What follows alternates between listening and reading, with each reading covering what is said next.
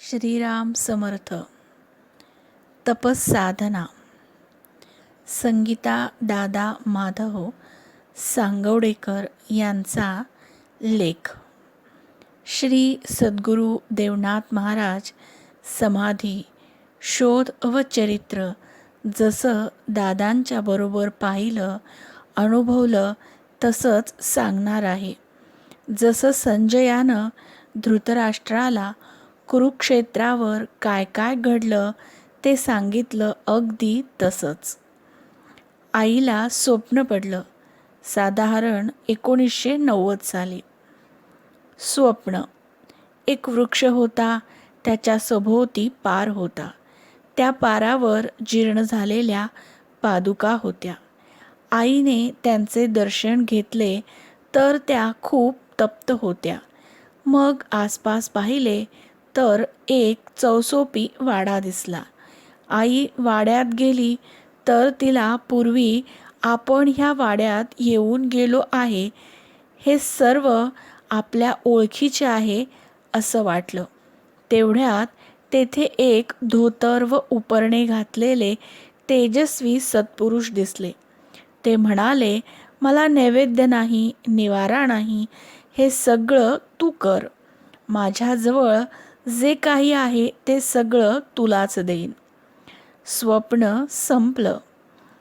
आईनं दुसऱ्या दिवशी दादांना विचारलं की मला स्वप्न जे पडलंय त्याचा अर्थ काय? दादा म्हणाले, ते सत्पुरुष आहेत. पण आईचं काही समाधान झालं नाही. दादा त्यांच्या व्यापात मग्नच होते. मग एक दिवस आई म्हणाली, आज तुम्ही स्वप्नाचा अर्थ सांगितल्याशिवाय मी तुम्हाला लोकांचे प्रश्न सोडविण्यासाठी लोकांना भेटूच देणार नाही. दादा सकाळी साधना झाल्यावर सकाळी 10 ते 2 आर्त दुःखी लोक त्यांच्याकडे यायचे. त्यांना मार्गदर्शन करायचे. त्यांना उपासना सांगून त्रासातून सोडवणूक करायचे. सायंकाळी 4 ते 8 अशी वेळ होती.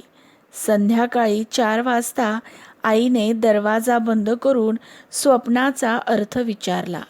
मग दादा ध्यानाला बसले. असं वाटत होतं की ते विश्वनाथ महाराजांशी बोलत आहेत. वातावरण खूप प्रसन्न व भारलेलं होतं. थोड्या वेळाने दादांनी डोळे उघडले व म्हणाले, ते तेजस्वी सत्पुरुष दिसले ना, ते आपल्या परंपरेचे मूळ पुरुष श्री देवनाथ महाराज आहेत व ती त्यांची समाधी आहे.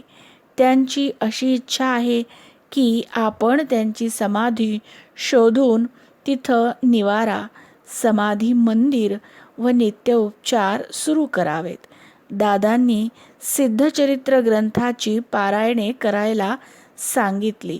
आईनं ती आज्ञा मानून खंड न पडता पारायणे सुरू केली.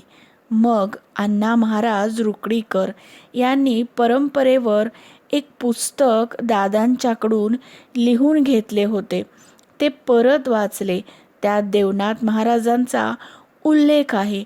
तो पाहिला, पण पुन्हा दृष्टांत नाही, मार्गही सापडत नव्हता. एका उत्सवात संत दाका थावरे आले असता त्यांना सर्व सांगितले.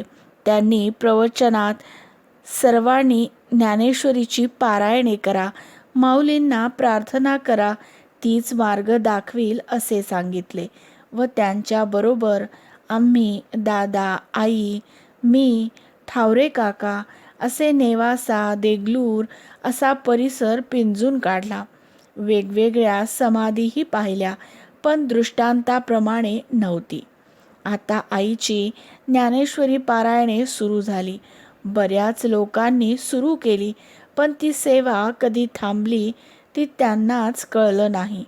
पण आई मात्र समाधीच्या ओढीने 15 दिवसाचे एक पारायण अशी सुरूच होती. दादांनाही देवनाथ महाराजांच्या दर्शनाची आस लागली होती. विजापूरला रामचंद्र महाराजांच्या उत्सवात आम्ही सर्व भक्त दादांच्या बरोबर गेलो. त्यावेळी षण्मुखानंद स्वामींच्या मठात मुक्काम केला. तेथेच पारायण केलं व रोज रामचंद्र महाराजांच्या दर्शनास जात होतो. मठात लग्न असल्याने त्या दिवशी पारायणानंतर आम्ही सगळे एका झाडाखाली दादांच्या समवेत बसलो. तिथे जेवलो. ऊनही खूप होतं. लग्न संपलं म्हणून मठातील आवारात गेलो तर सगळीकडे प्रचंड घाण होती. तिथं थांबणंही अशक्य होतं. दिवसभर उन्हात झाडाखाली बसून थकवा आला होता. सगळेजण म्हणाले, दादा तुम्ही विश्रांतीसाठी हॉटेलमध्ये जावा. मग आई, दादा, मी, आनंद सन्मान हॉटेलला गेलो. दादांनी स्नान केलं. सगळीकडे अत्तर शिंपडलं. उदबत्ती लावली. त्या प्रसन्न दादांच्याकडे व त्यांनी निर्माण केलेल्या वातावरणामुळे मला अंघोळ करायची गरज भासली नाही. मग दादा ध्यानाला बसले तर अति सुंदर वेगळ्या जगात नेणारं वातावरण तयार झालं. आम्ही फक्त त्याच्याकडे पाहत बसलो. ध्यान संपल्यावर ते अत्यंत आनंदाने म्हणाले की आज मला श्री देवनाथ महाराजांचे दर्शन झाले व त्यांनी आपलं चित्र रेखाटायला सांगितलं आहे. खूप आनंदाचे क्षण होते ते. मग आम्ही कोल्हापूरला आल्यावर जनार्दन सुतारांना भेटलो. श्री देवनाथ महाराजांचे पूर्ण बारीक सारीक खाणाखुणासहित वर्णन दादांनी चित्र काढण्यासाठी सांगितले. दादा 3 दिवसांनी पुन्हा गेले तर कॅनव्हास रिकामाच होता. दादांनी महाराजांना पुन्हा प्रार्थना केली. मग 2च दिवसात सुतारांचा फोन आला, चित्र तयार आहे, घेऊन जावा. मग दादा अत्यंत आनंदाने आतुरतेने त्यांच्याकडे जाऊन चित्र घेऊन आले. चित्र घरी येण्याच्या आधी 2 दिवसापासून सांगवड्याहून दुधाच्या घागरी भरून येत होत्या. हा शुभशकुनच होता. देवनाथ महाराज चित्ररूपाने घरी आले. आईने स्वतः सर्व जेवण बनवले. फोटो घरात आला, आसनावर ठेवला. सर्वांनी दर्शन घेतले. आई दर्शनाला गेली. तिच्या डोळ्यातून नकळत अश्रूंचा महापूर चाललेला होता. तो आवरतही नव्हता. नैवेद्य दाखवला, आरती केली. त्या दिवशी महाराज म्हणाले, खूप वर्षांनी तिच्या हातचं खाल्लं, खूप छान वाटलं.